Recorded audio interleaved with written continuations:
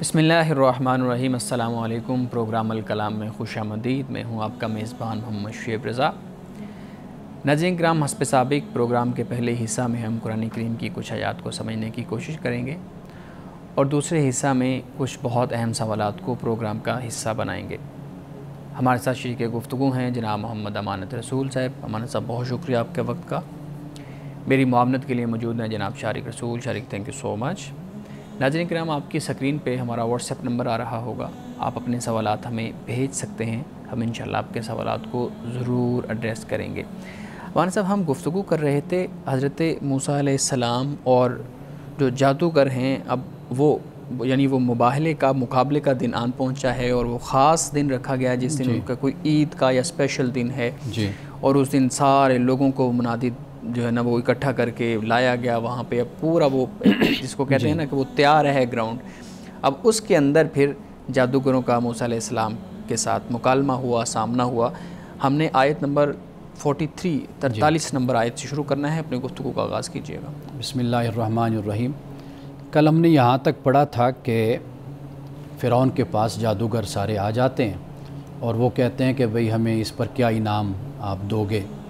تو فرعون نے کہا کہ صرف انعام نہیں بلکہ میں اپنا مقرب تم کو بنا لوں گا اگر تم جیت گئے، کامیاب ہو گئے۔ اور یہ سالانہ قومی تہوار جو ان کا تھا کا دن وہ مقرر اس کے لیے کیا گیا تھا۔ اب یہاں پہ ایک نقطہ جو سب سے اہم ہے، آپ یہ دیکھیے کہ پیغمبر نے صلی اللہ علیہ وسلم علیہ السلام انہوں نے کوئی تقاضا نہیں کیا کسی چیز کا بھی فرعون سے کہ میں اگر جیت گیا، مجھے کامیابی ہوگی تو تم کیا مجھے دو گے؟ جیسے جادوگروں نے کیا، جیسے جادوگروں نے کیا۔ فرعون جس چیز سے ڈر رہا تھا تو وہی اس کا اقتدار تھا نا، کرسی تھی اس کی، تو حضرت موسیٰ علیہ السلام نے اس کا بھی کوئی تقاضا نہیں کیا۔ اب یہ ایسی بات آپ کو میں ایک مثال سے سمجھا دیتا ہوں کہ رسول اللہ صلی اللہ علیہ وسلم سے مسیلمہ کذاب جو تھا کہ جسے بعد میں حضرت واشی نے قتل کیا تھا، واصل جہنم کیا تھا، اب اس نے رسول اللہ صلی اللہ علیہ وسلم کو خط لکھا کہ بھئی مجھے بھی اپنی نبوت میں آپ شامل کر لیں اور مدینہ کا، مکہ کا، عرب کا جو اقتدار ہے یا سرزمین ہے یہ ہم اکٹھے مل کے چلائیں گے، اقتدار علیحدہ علیحدہ کر لیں گے۔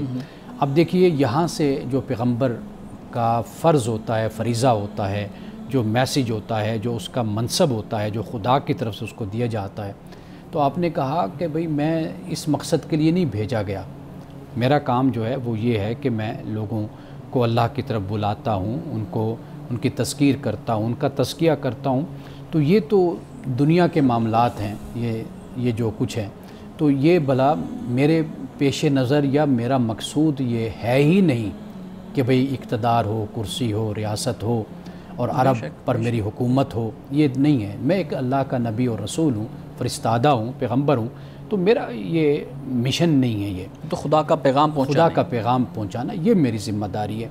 اب دیکھیے اقتدار کا آنا، ریاست کا آنا یہ ضمناً چیز ہو جاتی ہے، یعنی پیغمبر جو کوشش کر رہا ہے زمین پر اللہ کے دین کو پھیلا رہا ہے، لوگ مسلمان جوک در جوک ہو رہے ہیں، تو واضح بات ہے کہ جہاں پہ مسلمانوں کا ایک اجتماع بن جاتا ہے، ایک نظم بن جاتا ہے، جہاں پر ایک معاشرہ وجود میں آ جاتا ہے، تو آخر ان کو کوئی نہ کسی نظم کے تحت تو زندگی گزارنی ہے نا، تو پھر وہ اپنا معاشرتی، اپنا سماجی اور اپنا سیاسی ایک نظم جو ان سے وہ بناتے ہیں۔ بالکل۔ تو پیغمبر کے پیش نظر یہ وہی بات ہے کہ حضرت موسیٰ علیہ السلام نے کسی جگہ پر یہ فرعون سے نہیں کہا کہ بھئی فلاں چیز مجھے دے دو، فلاں اقتدار مجھے دے دو، یہ چیز مجھے میرے سپرد کر دو، نہیں، کچھ بھی نہیں کہا۔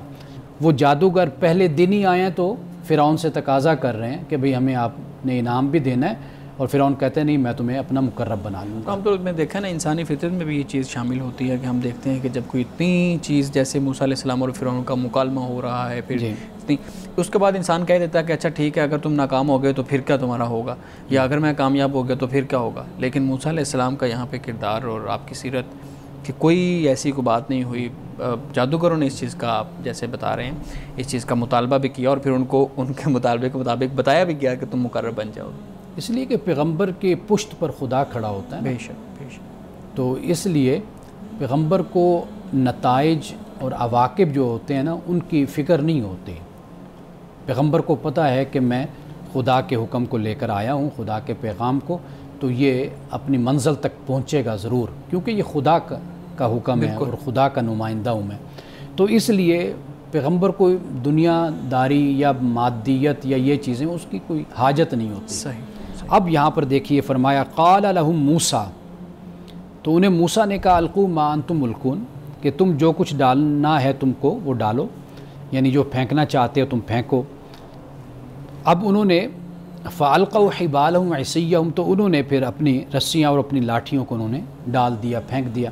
وقالوا بعزت فرعون انا لنحن الغالبون، تو انہوں نے کہا کہ فرعون کی عزت کی قسم کہ ہم ہی غالب آئیں گے. یہ جادوگر کہہ رہے ہیں. جادوگر کہہ رہے ہیں. فالقا موسیٰ عصاہ، جب موسیٰ علیہ السلام نے اپنے عصا کو پھینکا یعنی ڈالا، تو فیضا ہی تلقف ما یافکون، تو اچانک وہ اس فریب کو نگلنے لگا جو انہوں نے بنایا تھا، یعنی جو انہوں نے وہاں پر ڈھنگوسلا آپ کہہ لیجیے، جو انہوں نے وہ کرتب دکھانے کی کوشش کی تھی، کرتب انہوں نے دکھانے کے لیے کوشش کی، دکھایا، تو وہ سب کچھ حضرت موسیٰ علیہ السلام کا جو عصا تھا وہ ان کو کھا گیا، ختم کر دیا. فَأُلْقِيَ السَّحَرَةُ ساجدین، تو جادوگر سجدے میں گر پڑے. اب یہاں پر جو القیہ کا لفظ ہے نا، یہ ہم اسے کہتے ہیں یہ ماضی مجہول ہے، یعنی یہاں پر یہ نظر آتا ہے کہ وہ مرعوب ہو گئے، انہیں معلوم ہو گیا، وہ مجبور ہو کر سجدے میں گر گئے. انہوں نے کہا بھئی یہ جو موسیٰ نے دکھایا نا یہ جادو نہیں ہے، یہ سحر نہیں ہے، یہ حقیقت ہے. تو لہٰذا وہ سمجھ گئے کہ بھئی موسیٰ اللہ کے نبی، اللہ کے پیغمبر ہیں، حق لے کر آئیں. تو لہٰذا القیہ کا صیغہ اس طرف اشارہ کرتا ہے کہ وہ ان کو گرنا ہی تھا، وہ گر پڑے بس، اس کے علاوہ ان کو کوئی اور راستہ آشکار ہو گئی، حقیقت ان کے سامنے کھل کر آ گئی. اب اس کے بعد فرمایا قالوا آمنا برب العالمین، تو انہوں نے کہا کہ ہم ایمان لائے رب العالمین پر. اور رب العالمین کون؟ رب موسیٰ و ہارون، کہ جو موسیٰ اور ہارون کے بھی رب ہیں. وہی بات جو موسیٰ علیہ السلام نے بھی شروع میں رب العالمین جو ہے نا وہ فرعون کے سامنے اس چیز کا اظہار کیا تھا، اور یہاں پہ بھی وہ انہوں نے بالکل اسی بات کو دہرایا. مولانا صاحب یہ میں یہ پوچھنا چاہ رہا ہوں، یہ جو جادوگروں نے اپنا جادو دکھایا، یعنی وہ پھینکا، انہوں نے رسیاں پھینکیں یا چھڑیاں پھینکی، جو بھی تھا، اور وہ سانپ بن گئے. اب یہاں پہ بیان کیا جاتا ہے کہ ایک انہوں نے اصل میں وہ رسیاں سانپ نہیں بنی تھی، بلکہ لوگوں کی آنکھوں پہ ایک طرح سے سحر طاری ہو گیا، اور انہوں نے ایک نفسیاتی طور پہ لوگوں کو مرعوب کر لیا کہ ہاں یہ تو چلتا پھرتا کچھ سانپ ہے اس طرح سے. اب یہ بتائیے گا کہ یہ جو رسیوں کا سانپ بننا تھا، یہ کچھ تخیلاتی چیز تھی یا واقعی حقیقی طور پہ وہ سانپ بن گئی تھیں؟ کیونکہ اس سے تو پھر یہ چیز بھی سامنے آ جاتی ہے کہ موسیٰ علیہ السلام کا جو عصا پھینکنا تھا، وہ جو معجزہ تھا یا ان کو کھانا تھا، وہ بھی پھر تخیلاتی ہوگا. دیکھیے جو جادوگر تھے ان کے بارے میں خود قرآن نے سورۃ الاعراف میں یہ فرمایا سحروا علی اعین الناس واسترہبوہم وجاؤوا بسحر عظیم. تو وہ جادوگر جو تھے انہوں نے کیا کیا؟ لوگوں کی آنکھوں پر جادو کیا اور لوگوں کو خوف زدہ کیا. تو جادو جب انسان کی آنکھوں پر یا انسان کے تخیل پر جب کوئی کنٹرول حاصل کرتا ہے تو اس کے بعد پھر خود بخود یہ اعمال صادر ہوتے ہیں. یعنی جب آنکھوں پر انہوں نے اثر ڈالا، جادو کیا یا لوگوں کو خوف زدہ اس کے ذریعے سے کر دیا، تو یہ جو وہ دکھانا چاہتے تھے لوگوں کو وہ نظر آیا. جب انہوں نے اس پر تسخیر مسخر کر لیا اس کو، تو یہ قرآن پاک نے بیان کیا ہے. باقی دیکھیے جادوگر خود جو جادو کے ماہر ہیں وہ حضرت موسیٰ علیہ السلام پر ایمان لے آئے. یعنی ان کو یہ معلوم ہو گیا کہ جو موسیٰ نے دکھایا یہ حقیقت ہے، اور جو ہم نے کیا ہے کر کے دکھایا ہے تو وہ سارا جھوٹ ہے. قرآن پاک نے اس کے لیے یافکون کا جو لفظ استعمال کیا، افک، یعنی اس کا مطلب ہی جھوٹ ہوتا ہے. تو لہٰذا جو انہوں نے کیا وہ خود ہی سمجھ گئے جادوگر کہ ہمارا جو ہے یہ سب جھوٹ پر مبنی ہے، اور جو موسیٰ دکھا رہے ہیں وہ سچ پر مبنی ہے. میں ایک سوال کرنا چاہوں گا. آپ نے جیسے کہا کہ جادو کو قرآن میں افک کہا گیا ہے کہ یہ ایک جھوٹ ہے، تو آج کل جو ہمارے ہاں لوگ جب بھی شکایت کرتے ہیں کہ ان پر کسی نے شاید جادو کر دیا، تو کیا وہ نفسیاتی اثرات ہوتے ہیں جو ان کے ذہن پر مرتب ہوتے ہیں، یا پھر واقعی میں جادو ممکن ہے؟ جیسے میں نے ابھی بیان کیا نا، آنکھوں پر اثر کرنا اور خوف زدہ کرنا، جادو کا اصل کام یہیں سے شروع ہو جاتا ہے. جب یہاں سے شروع ہوتا ہے پھر نفسیاتی مسائل بھی ہوتے ہیں، یہیں سے ہی انسان کا جو وجود ہے وہ قابو میں آتا ہے. یہی سارے اثرات ہوتے ہیں جو انسان کی شخصیت پر مرتب ہوتے ہیں. تو اس کے بعد پھر آپ انسان کی زندگی، معاشرتی زندگی، معاشی زندگی، کاروباری زندگی وہ متاثر ہونا شروع ہو جاتے ہیں. یعنی آپ یوں سمجھ لیجئے کہ جیسے آپ کو جسمانی طور پر کوئی عارضہ لاحق ہو جاتا ہے. جب کوئی عارضہ لاحق ہوتا ہے تو آپ دیکھیے کہ کس طرح انسان کی زندگی متاثر ہونا شروع ہو جاتی. جیسے کوئی گردے کا درد آپ کہہ لیجئے، یا آپ یہ کہہ لیجئے کوئی جگر کا مسئلہ ہو گیا، کوئی ہارٹ کا مسئلہ ہو گیا. دیکھیے پھر انسان کس طریقے سے متاثر ہونا شروع ہو جاتا ہے. تو اسی طرح دوسرا اسی طرح پھر نفسیاتی جو امراض ہوتی ہیں یا نفسیاتی اثرات ہوتے ہیں اس سے بھی پھر انسان متاثر ہونا شروع ہو جاتا ہے. صحیح. مولانا صاحب یہ بتائیے گا کہ یہ جو آیات چل رہی ہیں اس میں ہم نے سورہ اعراف میں غالباً یا کسی اور جگہ پہ ہم نے پڑھا کہ جب انہوں نے رسیاں وہ پھینکیں یا پھر انہوں نے اپنا جادو کا مظاہرہ کیا تو موسیٰ علیہ السلام ایک دفعہ ڈر گئے. ٹھیک ہے، فاخاف کا شاید لفظ استعمال ہوا ہے. اب یہ جو ڈر ہے یہ انسانی فطرت میں شامل ہے، یعنی اللہ رب العزت موسیٰ علیہ السلام کو بھیج رہے ہیں فرعون کے دربار میں اور اس جگہ پہ، اور موسیٰ علیہ السلام کو معلوم بھی ہے کہ یہ خدا کا پیغام ہے اور یہ حق اور سچ واضح ہو کے ہی رہنا ہے، لیکن اس کے باوجود یہ جو ڈر کا عنصر ایک اس کا مظاہرہ بھی انہوں نے کیا، یہ انسانی فطرت میں شامل ہے یا عام طور پہ معاشرتی جو رویے ہوتے ہیں یا جو تربیت ہم کرتے ہیں اپنے بچپن سے اس کے اندر یہ ہم خوف شامل کرتے ہیں؟ دیکھیے قرآن مجید نے حضرت موسیٰ علیہ السلام کے حوالے سے جو فرمایا وہ ہے فَأَوْجَسَ فِي نَفْسِهِ خِیفَةً موسیٰ. خیفہ، جی ٹھیک ہے جی، محسوس کیا خوف. اوجسا یعنی اس کا مطلب یہ نہیں ہے کہ اس خوف میں جکڑے گئے، مبتلا ہو گئے، یہ نہیں ہے. انسان خوف محسوس کرتا ہے. بڑے بڑے بہادر لوگ، جرأت مند لوگ بھی ایک دفعہ محسوس کرتے ہیں، پھر اس کے بعد اپنا ان کے جو اعصاب ہوتے ہیں وہ بحال ہو جاتے ہیں، اوسان ان کے بحال ہو جاتے ہیں. تو یہ چیز تو انسانی فطرت میں کہہ لیجئے انسان کے اندر یہ چیز موجود ہے.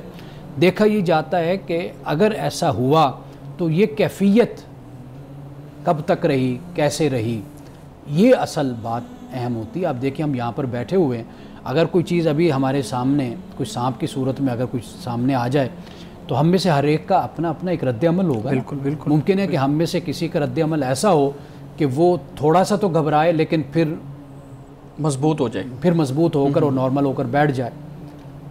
یہ ہوتا ہے نا. بالکل بالکل. قرآن پاک نے اصل میں حضرت موسیٰ علیہ السلام کے حوالے سے اسی بات کو بیان کیا، اسی حالت کو پھر آگے کہا قلنا لا تخف انک انت الاعلی. اللہ رب العزت، اللہ پاک نے فرمایا کہ ہم نے کہا کہ اے موسیٰ ڈر نہیں، تو ہی غالب آئے گا. سبحان. یہ قرآن مجید نے بیان کیا. باقی جو دوسرا پہلو آپ خوف کا کہہ رہے ہیں، دیکھیے ایک تو ہم نے فطرت کے حوالے سے انسان کی جو بشری تقاضے ہوتے ہیں ان میں ایک بات ہم نے بیان کی. دوسرا یہ کہ ہم اپنے معاشرے میں اگر چاہیں تو مثبت طریقے سے بھی چیزوں کو بیان کر سکتے ہیں، بچوں کی تربیت میں شامل کر سکتے ہیں. ہم خوف کے ذریعے سے منع کرتے ہیں، تو یہ طریقہ کار نفسیات کے بھی خلاف ہے اور بچے کی شخصیت کے بھی خلاف، اور آنے والے وقت میں یہ چیز اس کی شخصیت کا پھر حصہ بنتی ہے. بالکل صحیح. مولانا صاحب بہت شکریہ. قرآن کریم کی آیات کا مفہوم آپ بیان کر رہے تھے اور میں چاہوں گا کہ ہم یہاں تک قرآن کریم کی آیات کو رکھیں، اور جو بات آپ نے جس پہ اپنی گفتگو ختم کی اسی سے ایک ہمارے ریسنٹلی یہ بھی ایک چیز ہمارے سامنے آئی، ایک مسئلہ معاشرتی طور پہ ہمارے سامنے آیا. میں چاہوں گا کہ آپ اس پہ جو ہے نا وہ کھل کے بات کیجئے گا کہ یہ مسائل ہمارے ہاں کیوں ہوتے ہیں. جیسے آپ نے کہا خوف اور ڈر، اور پھر بچوں کی تربیت میں وہ خوف اور ڈر ان کی شخصیت کا حصہ بن جاتا ہے. شخصیت کا حصہ اتنا مطلب بن جاتا ہے اس طرح کہ وہ پھر آخری عمر تک بھی جا کے وہ فرق والدین اور بچوں میں، اور پھر ایک چیز کو برا سمجھنا پھر دوسرے کو اچھا سمجھنا، پھر یہ مطلب ایک تفریق پیدا ہو جاتی ہے. ابھی ریسنٹلی ایک اداکارہ ان کی جو ہے نا وہ ڈیڈ باڈی ملی ہے ان کے فلیٹ سے، ان کے گھر سے، اور ہمیں میڈیا کے ذریعے یہ معلوم پڑ رہا ہے کہ وہ کئی دنوں کی یا شاید کئی مہینوں کی وہ وہاں پہ پڑی ہوئی تھی، اور اب اس کو کوئی اون نہیں شاید کر پا رہا کہ وہ رابطہ کرنے کی کوشش کی جا رہی ہے اور آگے سے گھر والے اس کو ریسیو نہیں کر رہے ہیں. مطلب اس طرح کی مختلف افواہیں ہمارے سامنے آ رہی ہیں. تو خدا جانے کی حقیقت جو ہے نا وہ بھی کھل کے واضح ہوگی. آپ یہ بتا دیں کہ یہ جو اون نہ کرنے والا معاملہ ہے، مجھے لگتا ہے یہ بھی ایک خوف کی بنیاد پہ ہوتا ہے کہ کٹ جانا، الگ ہو جانا، دوسرے کو چھوڑ دینا. تو اس مسئلے کا حل ہم معاشرتی طور پہ کیسے نکالیں؟ دیکھیے یہ جو آپ نے خاص ایک کیس کا ذکر کیا ہے، اس کے بارے میں تو متضاد خبریں ہمیں موصول ہو رہی ہیں، اور خاص طور پر سوشل میڈیا جہاں پہ وہ صحیح باتیں بیان کرتا ہے، بتاتا ہے، وہاں پر وہ بہت سی فیک نیوز وہ بھی شیئر کرتا ہے. تو لہٰذا ہم اس پر اس انداز سے تو نہیں بات کر سکتے کہ کیا سچ ہے کیا جھوٹ ہے. لیکن میں ایک گزارش ناظرین کو کہ جو خاص طور پر والدین ہیں ان کو میں کرنا چاہتا ہوں، وہ یہ ہے کہ والدین کبھی بھی انتہائی فیصلہ اپنی اولاد کے بارے میں نہ کیا کریں، کبھی بھی انتہائی قدم اولاد کے بارے میں نہ اٹھایا کریں. اولاد کے بارے میں انتہائی قدم سے میری مراد یہ ہے کہ جیسے والدین اپنی اولاد سے بات کرنا چھوڑ دیتے ہیں، یا اپنی اولاد کو گھر سے نکال دیتے ہیں، یا اپنی اولاد کو اپنے جائیداد سے بزنس سے آگ کر دیا، یا ان کو اس میں شامل نہ کیا. انتہائی قدم والدین نہ اٹھائیں، اس لیے کہ ان کی ذمہ داری ایک سرپرست کی ہے، ایک نگران کی ہے، ایک نگہبان کی ہے. بچے ہوتے ہیں، نوجوان ہوتے ہیں، جذباتی بھی ہوتے ہیں، گرم خون ہوتا ہے، کم تجربہ کار بھی ہوتے ہیں، بہت سے یعنی ان کے ساتھ مسائل ہوتے ہیں، بہت سے اسباب اور وجوہات ہوتے ہیں. والدین جب انتہائی قدم اٹھاتے ہیں نا، تو نوجوان جو ہوتے ہیں، وہ بچہ ہو یا بچی، وہ اپنے جذبات کی وجہ سے وہ والدین کے اس انتہائی قدم کو قبول کر کے اپنے والدین سے علیحدگی اختیار کر لیتے ہیں. والدین کو یہ چاہیے کہ ان کے ساتھ اختلاف بھی رکھیں، لیکن اختلاف کے ساتھ ساتھ ان کی نگرانی، ان کی نگہبانی بھی رکھیں، ان کی سرپرستی بھی کریں. جہاں پر ان کو سپورٹ کی ضرورت ہو، ان کو تائید کی ضرورت ہو، مدد کی ضرورت ہو، وہ بھی ان کے مدد کرتے رہیں. اس کیس میں ایک چیز ہمیں یہ نظر آتی ہے کہ والدین نے بالکل ہی چھوڑ دیا. معاشرے کا شکوہ تو یعنی بعد میں کریں، ہمارے ہاں گردش کر جو رہی ہیں، اگر اس کو آپ مد نظر رکھیں تو یعنی اس کیس میں ایک بات یہ بھی سامنے آتی ہے. آپ معاشرے کا شکوہ تو چھوڑ دیجئے کہ انڈسٹری سے تعلق تھا، فلاں شعبے سے تعلق تھا، ان لوگوں نے کیا کیا یا معاشرے نے کیا کیا. سوال یہ پیدا ہوتا ہے کہ اگر والدین زندہ ہیں یا تھے، انہوں نے اپنی بچی یا بیٹی اس کی کتنی خبر گیری کی. صحیح، یہ سب سے یعنی اس کے ساتھ کتنا تعلق رکھا.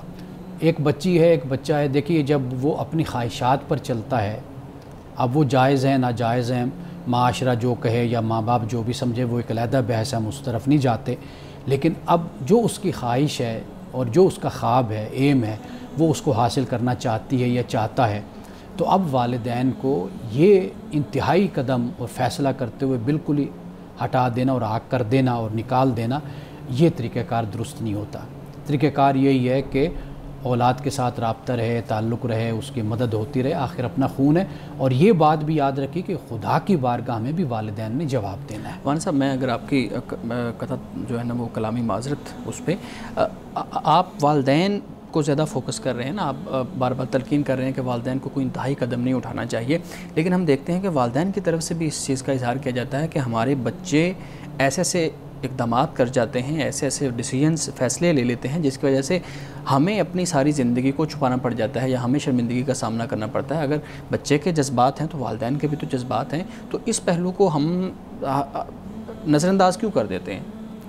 میں والدین کا ذکر بار بار اس لیے کر رہا ہوں کہ وہ بڑے ہیں، سرپرست ہیں، وہ ذمہ دار ہیں. کوئی نہ کوئی حل مسئلے کا ضرور نکل آتا ہے. یعنی مثال کے طور پر گھروں سے بچیاں چلی جاتی ہیں نا اور جا کر شادی کر لیتی ہیں، یا کورٹ میرج ہو جاتی ہے، یا بیٹا کر لیتا ہے.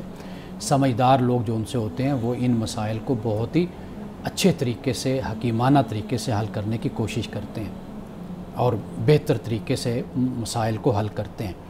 ہم میں سے کوئی بھی مکمل نہیں ہے، ہم سب انسان ہیں، ہم میں بھی عیب ہیں، والدین کے اندر بھی عیب ہیں، ہم سب گناہگار لوگ ہیں، کسی سے کم کسی سے زیادہ انسانی زندگی کے یہ معاملات ہوتے ہیں. اتنا زیادہ سماج کے دباؤ کو قبول کر لینا اور اپنی اولاد کو اپنے سے علیحدہ کر دینا اور ان کو اپنے سے دور کر دینا، یہ دانشمندانہ فیصلہ نہیں ہوتا. اس میں ہمیشہ جو پچھتاوا ہوتا ہے وہ والدین ہی کے حصے میں آتا ہے. صحیح. شعیب صاحب جو بات کر رہے تھے بریک سے پہلے، میں اسی کے اوپر ایک سوال کرنا چاہوں گا کہ ہمارے معاشرے کی ایسی سوچ کیوں ہے، اور کیا ہمارے معاشرے کو تبدیل ہونے کی ضرورت نہیں کہ اگر ہمارے معاشرے میں کوئی بچہ چاہتا ہے کہ وہ اپنی مرضی کرے, اپنا پیشن فالو کرے, تو وہ ہمارے والدین کے لیے, ہماری فیملیز کے لیے شرمندگی کا باعث کیوں بنتا ہے وہ بات؟ کیا ہمیں اپنی سوچ بدلنے کی ضرورت نہیں کہ اگر ایک انسان اپنی آزادی کے مطابق رہنا چاہتا ہے تو وہ شرمندگی کا باعث کیوں ہے وہ بات؟ دیکھیے, والدین کی بھی تربیت کی ضرورت ہے. جو بچہ پیدا ہوتا ہے وہ اپنی ایک پوری شخصیت لے کر دنیا میں آتا ہے.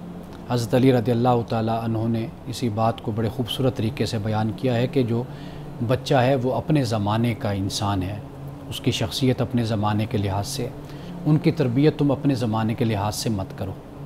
تو لہٰذا بچے ایک انسان ہیں, ایک پوری شخصیت ہے ان کی, وہ متاثر ہوتے ہیں اپنے حالات سے, اپنے ماحول سے, پھر وہ کسی شعبے کو چنتے ہیں, پروفیشن کو, کہ ہم اس کو اختیار کریں. تو والدین کی پھر یہ ذمہ داری ہوتی ہے کہ جو اس کے مثبت اور جو منفعت والے پہلو ہیں وہ اولاد کے سامنے کھول کر اجاگر رکھیں. یعنی مثال کے طور پر آپ کا بچہ آرٹسٹ بننا چاہتا ہے, جیسے مصور کوئی بننا چاہتا ہے, پینٹر بنتا ہے, یا کوئی گلوکاری کی طرف جانا چاہتا ہے, یا وہ کسی اور شعبے میں وہ جانا چاہتا ہے, تو اس کے لیے مکمل طور پر وہ راستے ہونے چاہیے کہ وہ یہ کام کرے. لیکن والدین کی طرف سے سپورٹ اس انداز سے ہونی چاہیے کہ وہ بچہ منفی اثرات سے بچ کر اپنی زندگی کو لے کر چلے.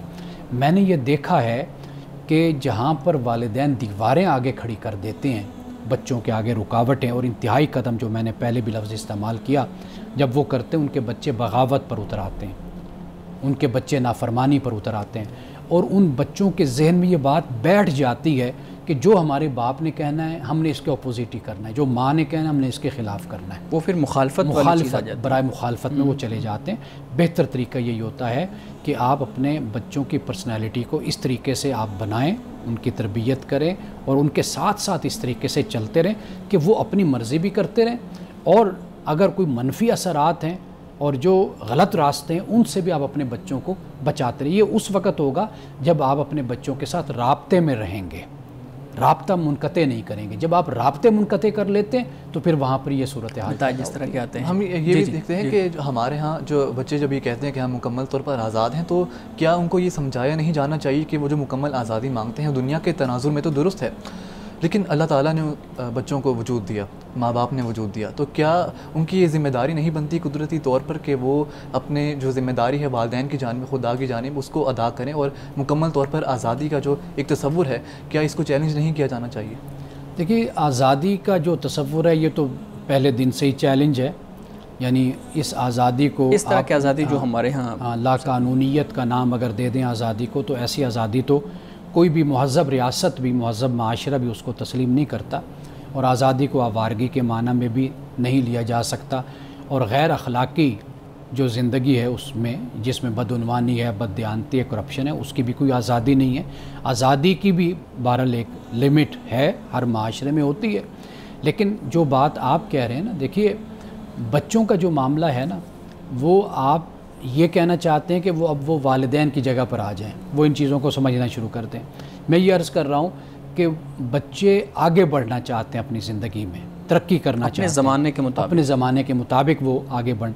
اب والدین جو ان کے سرپرست ہیں ان کی یہ پھر ذمہ داری بنتی ہے کہ ان کی جو جائز خواہشات ہیں, جو بچے حاصل کرنا چاہتے ہیں, اس پر خامخواہ اپنے سماج کی بنیاد پر اور اپنی انا کی بنیاد پر اور اپنی غیرت کے نام نہاد تصور کی بنیاد پر پابندیاں مت لگائیں. اس کے بڑے بھیانک پھر نتائج سامنے آتے ہیں. سیدھی سی بات ہے, دیکھیے ایک بچہ بالغ ہے, عاقل ہے, آپ نے اس کی تربیت کی, آپ نے اس کی پرورش کی, یہ آپ کی ذمہ داری تھی بحیثیت والدین کے, آپ نے کر دی. اب وہ بچہ آگے جو بھی راستہ اختیار کرے گا وہ آپ کا کوئی غلام تو نہیں ہے نا, پابند تو نہیں آپ کا. واضح بات ہے کہ وہ آزاد ہے, وہ چاہے گا کہ میں ڈاکٹر بنوں, میں انجینئر بنوں, میں سنگر بنوں, میں موسیقار بنوں, میں کسی اور شعبے میں جاؤں, میں فنکار بنوں, یا میں کوئی اپنا صحافت کے شعبے میں آ جاؤں. اس کو آزادی, عالم دین بنوں, وہ اس طرف آ جائے. لیکن یہ جو ہم نے اپنے بنائے ہوئے جو نارمز کہہ لیجیے, اپنے سٹینڈرڈز جو ہم نے بنائے ہوئے ہیں, یہ در حقیقت خطرناک ہوتے ہیں. اصل مسائل اس کی بنیاد پر پیدا ہوتے ہیں. لیکن میں یہ جاننا چاہتا ہوں کہ بچہ پابند کیوں نہیں ہے؟ بچہ جو ہے وہ وجود میں آیا ہی اس لیے کیونکہ اس کے ماں باپ نے فیصلہ کیا, ورنہ تو وہ وجود میں نہ آتا. تو کیا اس لحاظ سے وہ اپنے ماں باپ کے مرہون منت نہیں ہے؟ دیکھیے مرہون منت وہ ہے، لیکن جائز باتیں ہیں نا، یعنی ماں باپ اس بات پر اس کو لائیں، سمجھائیں، ڈائیلاگ کریں جو جائز بات ہے، ماں باپ سمجھتے ہیں کہ یہ ایسے بات ہے، اس کو ماننا چاہیے، سب مانتے ہیں۔ اب آپ اس کے ساتھ مذاکرات، گفتگو، بات کرتے ہیں نا، اگر آپ اس پر وہی زبردستی جبر کا راستہ آپ اختیار کم کرتے علمی ہیں، کی بنیاد پہ، کم علمی کی بنیاد پر، جیسے میں نے آپ سے کہا کہ آپ پر سماجی دباؤ، آپ کہتے ہیں لوگ کیا کہیں گے، رشتہ دار کیا کہیں گے، آپ ان کو چھوڑ دیں۔ رشتہ دار تو کبھی خوش نہیں ہوتے، معاشرہ تو کبھی بھی آپ سے خوش نہیں ہوتا۔ آپ یہ دیکھیے کہ آپ کے بچے کی شخصیت کس طرح پروان چڑھتی ہے، وہ کس طرح ایک کامیاب، ایک اچھا انسان بنتا ہے۔ یہ بنیادی بات ہے، یہ پیش نظر رکھنی چاہیے۔ اچھا، ایک اور ایک افواہ ہے جو آج کل پھیل رہی ہے، اور اگر وہ غلط ہے تو لوگوں کو دھیان رکھنا چاہیے کہ جو والد صاحب ہیں ان خاتون کے جن کی ڈیڈ باڈی پائی گئی کمرے میں، وہ باڈی کو ریسیو نہیں کرنے آ رہے، اور تو میں یہ جاننا چاہتا ہوں کیا اس طرح کا رویہ رکھنا کہ ایک شخص کے جانے کے بعد، دنیا سے جانے کے بعد بھی اسے گلہ رکھنا، اور خاص کر جب وہ آپ کی اپنی اولاد ہو، کیا اسلام اس کی اجازت دیتا ہے، اور کیا اس طرح کا رویہ رکھا جانا چاہیے اپنی اولاد کے ساتھ؟ جس خاتون کی طرف اشارہ کیا جس پہ ہم بات کر رہے ہیں، وہ جیسے ہم نے کہا متضاد خبریں ہیں، افواہیں ہیں، یہ بھی معلوم ہوا کہ بھائی لینے آ گیا، سوشل میڈیا کا دور ہے، ہر طرح کی خبریں چل رہی ہے بات، لیکن اصل جو ان کا سوال ہے بنیادی، وہ میں دین کی روشنی میں آپ کو میں اس کا جواب عرض کر دیتا ہوں۔ وہ یہ ہے کہ یہ سارے جھگڑے، یہ سارے مسائل، اختلاف، یہ فقط زندگی تک ہوتے ہیں، اس کے بعد کوئی اپنا دشمن نہیں ہوتا، کوئی اپنا مخالف نہیں ہوتا، سارے اختلافات ختم ہو جاتے ہیں۔ سچ اور جھوٹ کا فیصلہ اب خدا کی بارگاہ میں ہی ہونا ہے۔ دنیا سے جو چلا گیا، مجھے کسی سے اختلاف تھا، وہ دنیا سے چلا گیا، میں نے بھی چلے جانا ہے، اب معاملہ خدا کی بارگاہ میں چلا گیا۔ تو لہٰذا دین اسلام کی یہ تعلیم ہے کہ جس شخص سے آپ کا اختلاف ہے، مخالفت ہے، دشمنی ہے، کچھ بھی ہے، وہ زندگی تک ہے، جب وہ چلا گیا اس کے بعد سب ناراضگیاں سب ختم ہو گئیں۔ اب اگر آپ رشتہ دار ہیں، بھائی ہیں، ذمہ دار ہیں، بڑے ہیں، سرپرست ہیں، اب آپ پر لازم ہے کہ آپ اس کا برے انداز سے تذکرہ بھی نہ کریں، اور جو سماجی تقاضے ہیں، دینی تقاضے ہیں، قانونی تقاضے ہیں، وہ آپ ان کو بہترین طریقے سے ادا کریں۔ صحیح۔ مولانا صاحب ایک پہلو یہ بھی ہے نا کہ وہ کئی دنوں تک اور کئی مہینوں تک وہ جو ہے نا وہ اس کی ڈیڈ باڈی وہاں پہ پڑی رہی ہے، اس طرح کی چیزیں مختلف پلیٹ فارم سے سامنے آئیں۔ اب یہ جو پڑوسیوں کا معاملہ ہے، ہم اگر اس کو بھی سامنے رکھیں تو رسول اللہ صلی اللہ علیہ وآلہ وسلم نے تو پڑوسیوں کے اتنے زیادہ حقوق بیان کیے کہ اصحاب رسول کہتے ہیں کہ ہمیں لگا کہ شاید وراثت کے اندر بھی پڑوسیوں کو، ہمسایوں کو حصہ ملنا شروع ہو جائے گا اور ان کا بھی حصہ شامل کر دیا جائے گا۔ اتنی تلقین کے بعد بھی ہمارے ہاں محلے کے اندر رہنے والے لوگ ایک دوسرے سے بے خبر ہوتے ہیں، ان کو معلوم نہیں ہوتا کہ کون کتنے دن تک یہاں ہے، کس کی فوتگی ہوئی ہے۔ چلو آج کل فوتگی کا تو پتہ چل جاتا ہے، باقی چیزوں کا پتہ نہیں چلتا، بیماری کا پتہ نہیں چلتا، اس طرح سے بہت سی چیزیں ہیں۔ تو یہ جو ہمارے ہاں قطع تعلقی والا، خاص طور پہ ہمسایوں کا جو معاملہ ہے، وہ قطع تعلقی کی بہت زیادہ آج کل رواج جو ہے نا ہمارے ہاں شروع ہو گیا۔ یہ کیا اسلام سے دوری ہے، ہمارے اپنے ایک مادیت پرستی ہے ذہن میں، یا کوئی اور چیزیں ہیں؟ پہلے تو میں حدیث کی تصحیح کر دوں۔ جی۔ وہ یہ ہے کہ رسول اللہ صلی اللہ علیہ وسلم نے فرمایا کہ ہمسائے کے بارے میں جبریل نے مجھے اتنی تاکید کی کہ میں یہ سمجھنے لگا کہ کہیں ہمسائے کو وراثت میں حصہ دار نہ بنا دیا جائے۔ صحیح۔ اور آپ نے جو فرمایا، جو سوال آپ کا ہے، دیکھیے معاشرے کو زندہ رکھیے۔ زندہ رکھنے کا طریقہ یہ ہے کہ آپ ایک دوسرے کے ساتھ مختلف ایکٹیویٹیز میں، سرگرمیوں میں انوالو رہتے ہیں۔ بالکل، بے شک، ٹھیک۔ یہ آپ کے نفسیاتی مسائل کا علاج بھی ہے، اور آپ کے یہ جو قطع تعلقی ہے، ایک دوسرے سے کٹ جانا ہے، یہ اس کا علاج بھی ہے۔ اس لیے اسلام نے ایک جو مسجد کا تصور دیا، میں اسے ہمیشہ کہتا ہوں یہ کمیونٹی سینٹر ہے۔ کمیونٹی سینٹر میں یہی ہوتا ہے، آپ 5 وقت بھی نماز وہاں پر جا کر پڑھ رہے ہیں نا، تو آپ کو لوگ دیکھتے رہتے ہیں۔ اگر آپ 1-2 نمازوں میں نہیں آئیں گے تو لوگ پھر پوچھتے ہیں کہ بھئی خیر ہے، خیریت ہے کہ آپ نماز میں نہیں آ رہے، فون کر کے پوچھیں گے، آپ کی خیریت معلوم کریں گے۔ ایسے اگر آپ بیمار ہیں تو 2-4 نمازی آپ کی عیادت کے لیے آ جائیں گے۔ یہ کمیونٹی سینٹر، یہ اسی لیے ہی اسلام نے اس کا تصور دیا تھا، تاکہ انسان کی عیادت اور انسان کی مزاج پرسی، بیمار پرسی، یہ انسان ایک دوسرے کے ساتھ جڑا رہے۔ بدقسمتی یہ ہے کہ ہمارے ہاں اب مساجد بن گئی، لیکن وہ بالکل چرچ کی طرز پر بن گئیں کہ اب وہی معاملہ ہوگا کہ صبح بند ہو جائیں گی، خاص وقت کھلیں گی، اس کے بعد ختم۔ اچھا پھر ایک تو یہ صورتحال ہے، اس کے علاوہ انسانوں کا آپس میں ملنا، اب تھوڑا سا اگر آپ پیچھے چلے جائیے آپ دیکھیں گے کہ ہمارے ہاں کوئی موقع ہوتا تھا تو ہم کچھ پکا کر ہمسایوں کے ہاں بھیجتے تھے، ادھر سے ہمارے پاس آتا تھا۔ اب یہ سلسلہ بھی بالکل ختم ہو گیا۔ اب لوگ یہ سمجھتے ہیں کہ دینے کا مقصد یہ ہے کہ شاید ہمیں غریب سمجھتے ہیں، وہ اپنی انا کے خلاف سمجھتے ہیں، بھئی انہوں نے شاید ہمیں غریب سمجھ لیا اس لیے ہمارے گھر یہ چیز بھیج رہے ہیں۔ یہ جو چھوٹی چھوٹی آپ کی رواج ہوتے ہیں، رسوم ہوتی ہیں، چھوٹی چھوٹی باتیں ہوتی ہیں، ان کو ضرور اختیار کرنا چاہیے۔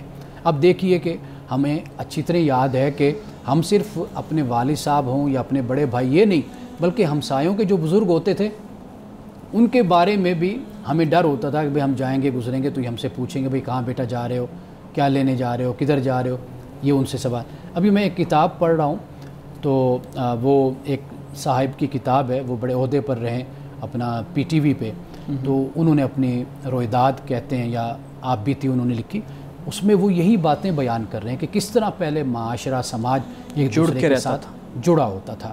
تو اب اس کے اسباب کیا ہیں پھر اس پر ہم کسی وقت بات کریں گے۔ شاہ مدید جی شارق آپ سوال کریں۔ بریک سے پہلے بات چل رہی تھی کہ معاشرہ کٹا ہوا ہے اور ہم مل کر نہیں چلتے، مل کر رہتے نہیں ہیں، تو آج کل کی زندگی اتنی مصروف ہو گئی ہے کہ انسان اپنے بچوں کو ٹائم نہیں دے پاتا، اپنے والدین کو وقت نہیں دے پاتا، اور اکثر جو انسان ہے اس کو پشیمانی ہوتی ہے، اسے ریگریٹ ہوتا ہے کہ نہ میں اپنے بچوں کو وقت دے پایا، نہ میں والدین کو، نہ میں اپنے قریبی لوگوں کو وقت دے پایا۔ تو ایسی سچویشن میں آج کا جو دور ہے جو اتنا مصروف ہے، اس میں کیسے لوگوں کے لیے وقت نکالا جائے، اور اگر انسان کو پشیمانی ہوتی ہے تو کیا یہ ہونی چاہیے، اور اس ریگریٹس کو کیسے ختم کیا جائے، اور اسلام اس بارے میں کیا درس دیتا ہے؟ دیکھیے انسان اپنی زندگی کو مختلف حصوں میں تقسیم کرے، آپ ہر چیز کی اہمیت کو سمجھیں، یہ تربیت گھر میں ہونی چاہیے۔ مثال کے طور پر بچوں کی سالگرہ آتی ہے، سالگرہ ہو، بہن بھائی ایک دوسرے کو تحفے دیں، ماں باپ کی طرف سے یہ تاکید ہونی چاہیے اور یہ کر کے دکھانا چاہیے کہ بڑا بھائی ہے وہ چھوٹوں کے ساتھ پیار محبت سے پیش آئے، ان کے ساتھ شفقت سے پیش آئے، چھوٹے بڑے کا احترام کریں اور ایک دوسرے کے ساتھ بیٹھ کر کھانا کھائیں، ایک دوسرے کو وقت دیں۔ یہ گھر سے ہی تربیت اور تعلیم اور رہنمائی شروع ہو جانی چاہیے۔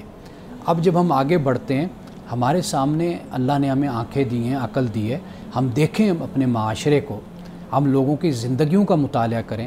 ابھی ہمارے سامنے جس کیس کی ہم بات کر رہے ہیں تو اس طرح کا ایک کیس نہیں، بہت سے کیسز ہیں، ان سے پہلے بھی ایک کیس ہمارے سامنے آیا کہ بڑی عمر کی خاتون تھی کہ جو ایک ہفتہ ہو گیا کہ جو وفات پا گئے، اپنے فلیٹ میں اپنے گھر میں وہ موجود تھیں۔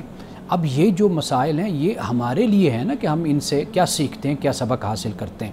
طریقہ کار ہم کسی دنیا سے جانے والے شخص پر نہیں ہم بات کر رہے، ممکن ہے کہ اس کے اسباب اور وجوہات کئی اور بھی مختلف ہو سکتے ہیں، ہم اس طرف نہیں جاتے، نہ کسی خاص کو ہم اس وقت اپنا موضوع بحث گفتگو کا موضوع بنا رہے ہیں۔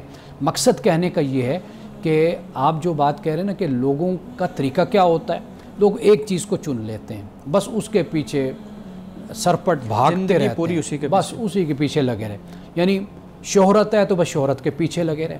اب دیکھیے فالوورز ہیں جی، ہزاروں میں لاکھوں میں فالوورز ہیں، کہاں پر ہیں جی؟ وہ انسٹاگرام پہ ہیں، انسٹاگرام پر ہیں، فیس بک پر ہیں، وہ کہاں گئے سارے؟ انسان اکیلا دنیا سے جا رہا ہے۔ اصل چیز کیا ہے، یہ بات انسان کو باور کرنی چاہیے کہ اپنی اصل کوالٹی کے ساتھ، اپنی اصل خوبی کے ساتھ، اپنی اصل شخصیت کے ساتھ انسان جینا سیکھے۔ آرٹیفیشل لائف جو ہے، مصنوعی زندگی، اس کو کبھی نہ اختیار کرے، یعنی اپنے ساتھ رہے اور اپنے آپ کو پہچانے اور اپنی قابلیت اور صلاحیت کی بنیاد پر اگر دنیا میں اس کا تعارف ہوتا ہے، اس کی شخصیت بنتی ہے تو سبحان اللہ، بہت اچھی بات ہے۔ لیکن یہ جو مصنوعی بنائے ہوئے کرائٹیریا اور معیار ہیں شہرت کے اور عزت کے اور شخصیت کے، یہ انسان ان کا ادراک کرے کہ اس کا میری زندگی میں کوئی عمل دخل نہیں، یہ تو ایک بلبلے کی طرح ہے، یہ تو پھٹ گیا، ختم ہو گیا، اس کا کوئی تعلق نہیں۔ تو لہٰذا یہ باتیں وقت کے ساتھ ساتھ انسان کی تربیت میں، اس کی تعلیم میں، اس میں پھر کردار والدین کا بھی آتا ہے، اور اس کے ساتھ ساتھ جہاں پہ بچے تعلیم حاصل کرتے ہیں وہ بھی حالات کی تبدیلی کو، زمانے کی تبدیلی کو سمجھتے ہوئے کورسز میں، نصاب میں، تربیت میں ان چیزوں کو شامل کرتے جائیں تاکہ بچوں کی شخصیت میں یہ جو خامیاں اور کمیاں ہیں یہ ختم ہو جائیں۔ صحیح۔ مولانا صاحب حدیث مبارکہ بیان کیجیے گا۔ صحیح مسلم کی حدیث ہے، رسول اللہ صلی اللہ علیہ وسلم نے فرمایا جب تم سالن بناؤ، یعنی گھر میں کوئی ڈش بناتے ہو تو اس میں پانی زیادہ ڈال لو، یعنی اس زمانے اور حالات کے حساب سے آپ صلی اللہ علیہ وسلم نے بتایا کہ جب تم سالن بناؤ تو اس میں پانی زیادہ ڈال لو اور اپنے ہمسائے کو بھی اس میں سے کچھ دے دو۔ اب یہ حدیث ہے اور ممکن ہے کہ ہم اس کو ایک دفعہ نہیں کئی دفعہ سنیں اور سنا ہو آپ نے، لیکن ذرا غور کیجئے کہ آج یہ جو قطع تعلقی ہے اور یہ انسان کا انسان سے رابطہ اور تعلق ختم ہوتا جا رہا ہے، یہ در حقیقت انہی چھوٹی چھوٹی باتوں سے، چھوٹے چھوٹے کاموں سے ہی قائم ہوتا ہے کہ جیسے دیکھنا، دیکھ کر مسکرا لینا، دوسرے کی طرف توجہ کرنا یا اپنی چیز میں دوسرے کو شامل کر لینا، شیئر کر لینا، یہ وہ ہیں کہ جو معاشرے کو زندہ رکھتے ہیں اور انسانوں کے تعلقات کو تازہ رکھتے ہیں۔ ناظرین کرام، اس دعا کے ساتھ اپنے پروگرام کا اختتام کریں گے۔ اللہ رب العزت حسن کلام اور تاثیر کلام عطا فرمائے، ہماری زبان کے گروں کو کھول دے اور سننے والوں تک خیر کا پیغام پہنچے۔ اجازت دیجیے، خدا حافظ۔